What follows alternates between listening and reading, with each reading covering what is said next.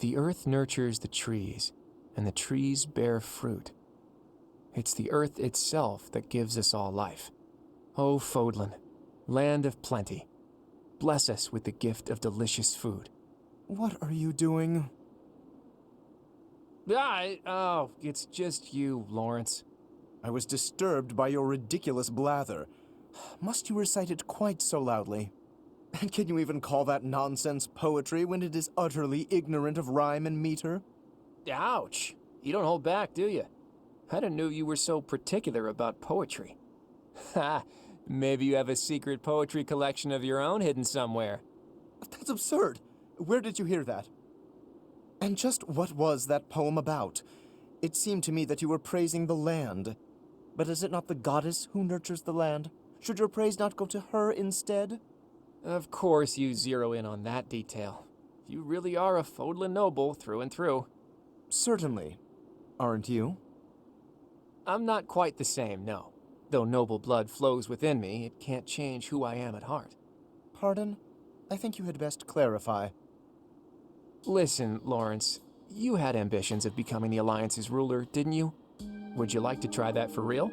If you really want it, I wouldn't mind giving up my position. What's this all of a sudden? That is not an offer to be made in jest. I'm not joking around.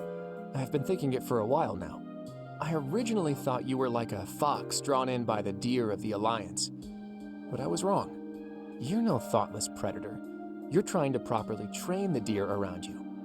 Isn't that right? That is my intention. But the ambition is insufficient. To rule well, a certain temperament is required. When we first met, I mistrusted you a great deal, and on my father's advice, I observed you closely. That is why I can say this for certain. You possess the qualities necessary to govern. A compliment from you? That's about as rare as a deer standing on its hind legs and doing a jig.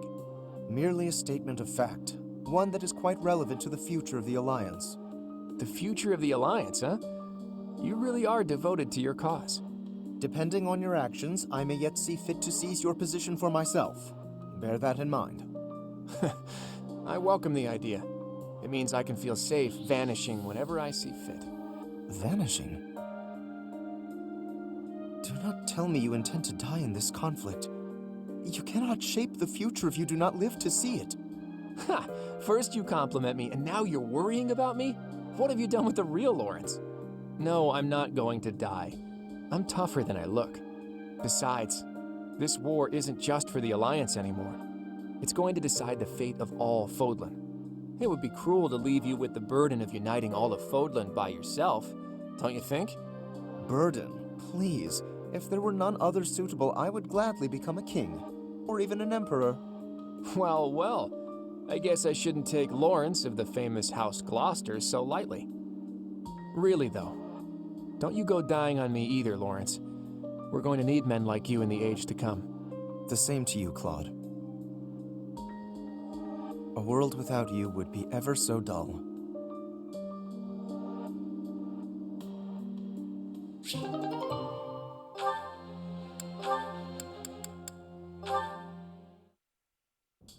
Strategically speaking, if I poised an archer to lie in wait here, and then lured the enemy in over here.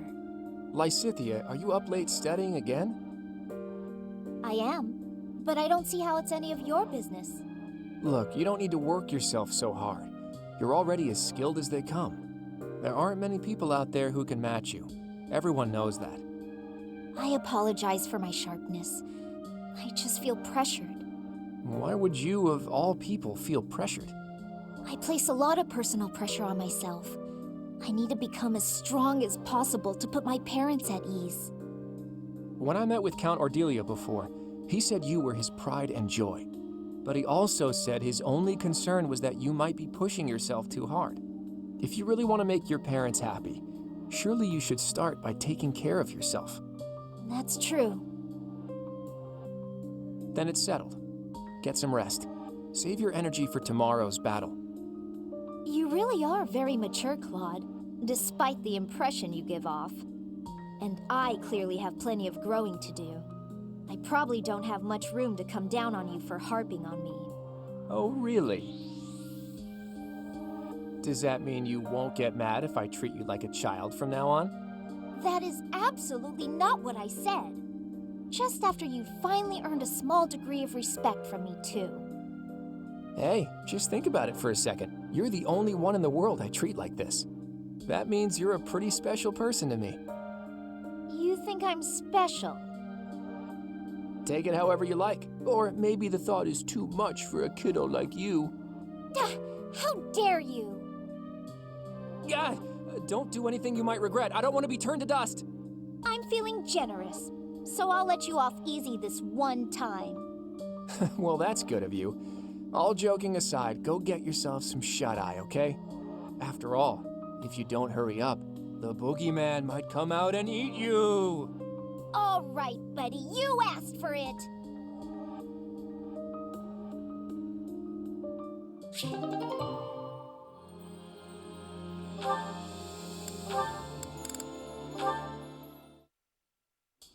Oh, do you have an itch back there? I guess you can't scratch it on your own, can you? Hi, Marianne. Oh, Claude, it's just you. Sorry, I know you're in the middle of an important discussion with Dorte, but could I talk to you? About what? It's about this thing you think you're burdened with. I've tried to guess what it is. Please don't. This is making me a little uncomfortable. There's no reason to feel uncomfortable. It's not like I plan on saying it aloud. But if my guess is correct, there's something I want to tell you. Will you hear me out? Fine, I will listen. Once upon a time, in a faraway place. What the? Are you telling me a story? Just listen. Once upon a time, in a faraway place, there was a young boy. This boy came from a despised lineage. In short, his mother was a daughter of the enemy. So the young boy was treated horribly by everyone around him. He hadn't done anything wrong. Everyone hated him simply for existing. Yelling, fighting back, explaining himself, nothing he did could change his situation. When he was finally old enough, he ran far away from home. He escaped. It sounds to me like he had no choice. I would have done the same had it been me. Thing is, after he ran away, he still found himself in the very same position. People in the outside world hated him for where he came from. Well, now that's... The boy thought he had no place to go. All he could do was destroy the boundary between the inside and the outside worlds. Destroy the boundaries? Right. If there was no outside and inside, just one side to share, then the people outside wouldn't have a reason to hate him anymore, right? It wouldn't be easy, but if he managed it, he could shrug off that burden. The point is, people are born with burdens to carry. That much is undeniable. But whether they bind us or we cast them aside, that's up to us. So I think you should try to cast yours aside, Marianne. Put that heavy burden down. It's time. But I don't know if I can do it. It's okay. I'm here for you. We're the same, and I can help you. The same? Claude, we have nothing in common. Hey, did you see that, Dorte? Your friend just smiled at me. Thank you for sharing your story. I suppose I could try casting aside burden, as you say. We can try together. Let's do that. And when we're free, we can change the whole world.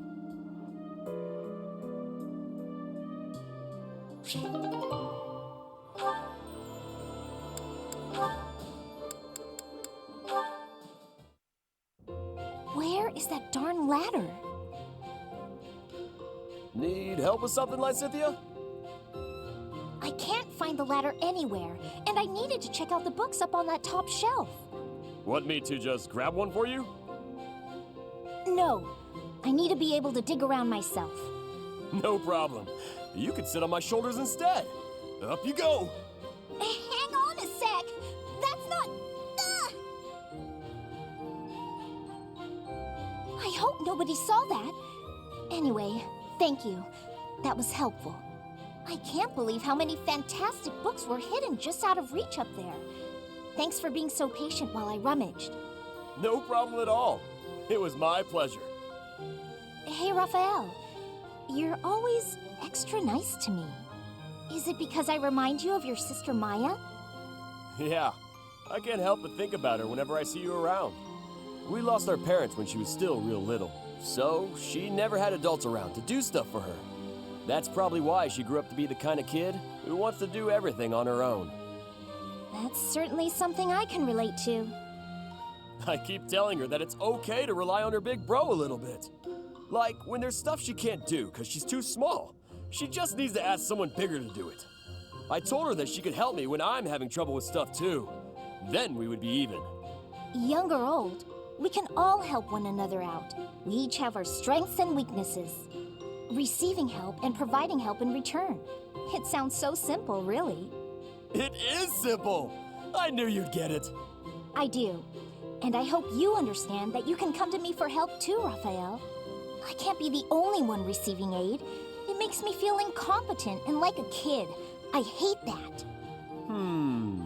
Alright then. You could help me clean up my room. I bet it's a disaster knowing you. I'll help you on that front, but I've got some rules on how to keep things tidy. You'll need to listen up. If you could help with the actual tidying, that would probably be better. No need to bother with rules. I don't really do so good with remembering the complicated stuff. Oh! I got an idea. It would be even better if you could just come by and tidy up from now on. If you keep helping me, then I can help you whenever you need it. No guilt. Whenever I need it, huh? How long does that offer hold? From now on. Like for always. I don't know what's so difficult to understand. For always sounds nice. I'm fine with that.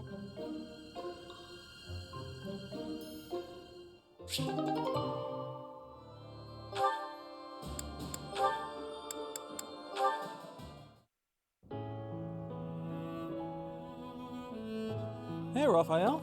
Reading a letter? Well, if it isn't old Ignatz.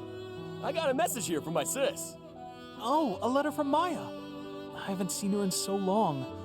I bet she's all grown up. Nah, she's still a shrimp. It's been a while since I saw her, but she's probably only up to your shoulders. Wow. I can't believe she's gotten that tall. I wrote to tell her about how we're friends again. Do you remember this? Is that the picture I drew for her? She sent it along with the letter. I guess she held on to it since we were kids. All right, that's enough looking. She said to show it to you and send it right back. To think she's handling my little doodle with such reverence. That warms my heart. I remember the day I gave Maya that drawing. She looked so happy. Before then, I never knew I could make people happy with art. It was a revelation. I've been drawing and painting ever since, in hopes of becoming an artist one day. You're much better now, so it must be paying off. I bet you could be a real artist. No, that's not possible, I'm afraid. I have to consider my parents' wishes. Who cares what your parents want?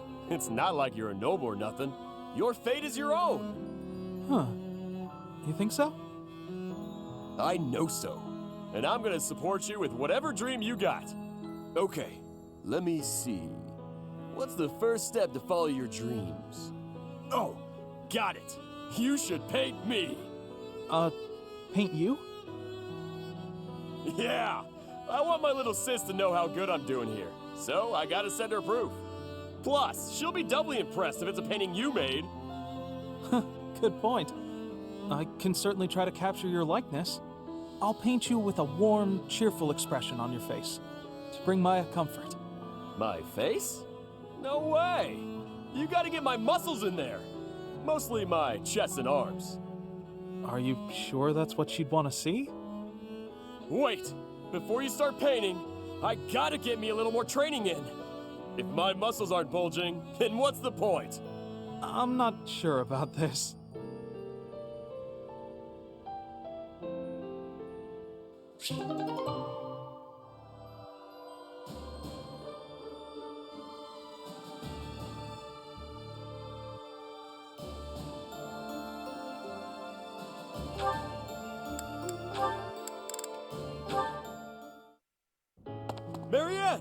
Come here, quick! Oh, what's wrong, Raphael? It's that bird you were talking to. I just found him. See? Right there on the lower branch. That's gotta be him. But he looks a little sad for some reason. You're right. Do you mind if I handle this? Hello there, Mr. Bird.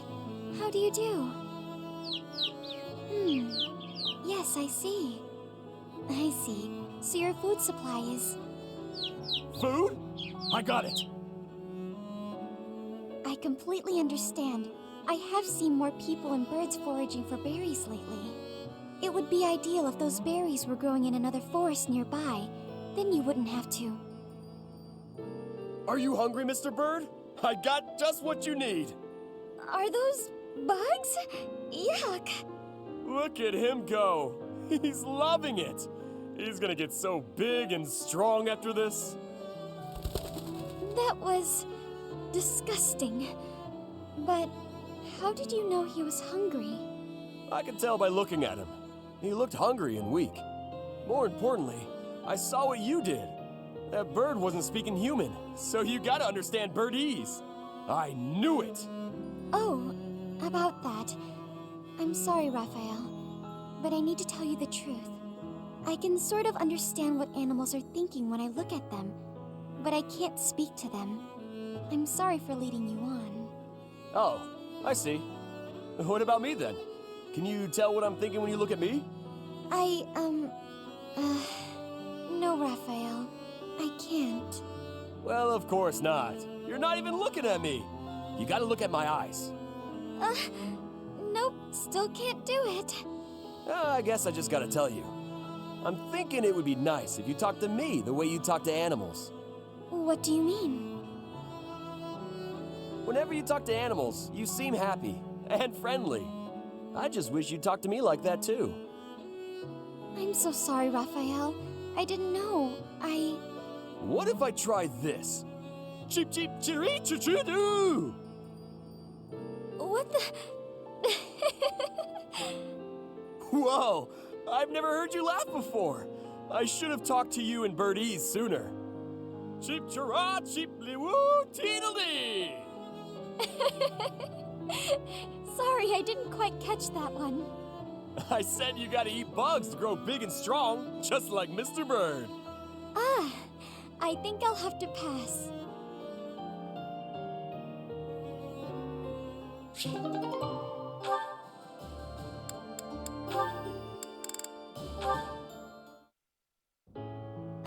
Hilda?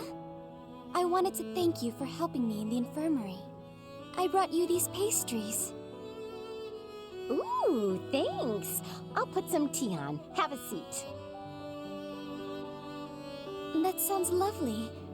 But I also wanted to apologize for always causing you such trouble. It's no trouble. No trouble at all. Everything tastes better with friends, don't you think? I give you help, you give me sweets, we have a little tea party. It's a good arrangement, I'd say. I'm used to it now, so if it changed suddenly, I would feel disoriented. I suppose if you're enjoying yourself, then it can't be that bad. Sure, you don't seem to mind listening while I gab, so I'm enjoying myself plenty. But do let me know if I'm too boring. No, you're not boring at all. In fact, you're, very good at talking. You're also good with your hands. You can clean and organize better than almost anyone. I envy you. Oh, stop. I'm blushing. I'm not as great as all that. We're both a lot different on the inside than we look on the outside, don't you think? How do you mean? People who see you think you're so proper, but you're actually clumsy. That's why I help you, because there are some things you just can't do. I'm sorry you always have to clean up after me. I didn't say I hated it. In fact, you've taught me a few new techniques I can use to persuade people. Maybe I'll start imitating you a little bit. I'll do the Marianne. That sheepish, sorry, and those quavering downcast eyes. But that might not work as well for me. People would probably assume that I'd hit my head. Oh, well... Aw, Mary Ann laughing at me. So rude and yet so adorable. I'm so sorry. I just can't help it. When I imagine you doing those things, Yeah. It's rather unhilda-like, I'll admit. Okay, that's enough laughing. I'm so sorry. Hey, are you all right? That tea's hot, Mary Ann. Be careful. Yes. Oh, ouch, hot. Come on, what did I just say? I know, I'm sorry. Ow, hot. Oh boy, a real steady hand, that Mary Ann. It's nice to see her laugh. Sure, she was laughing at me, but how can I get mad when she looks so dang cute?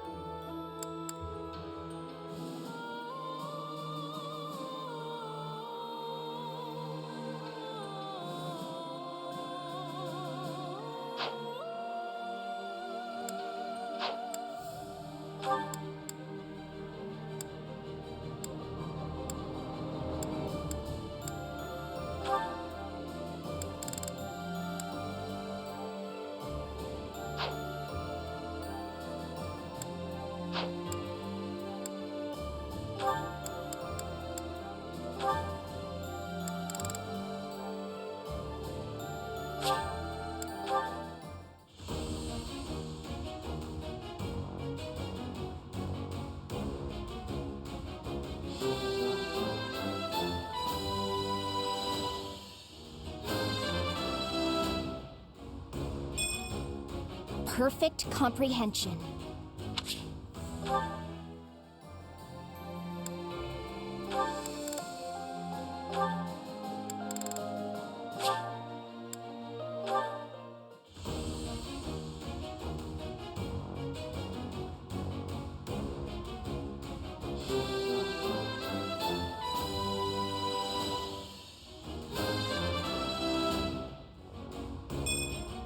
I passed?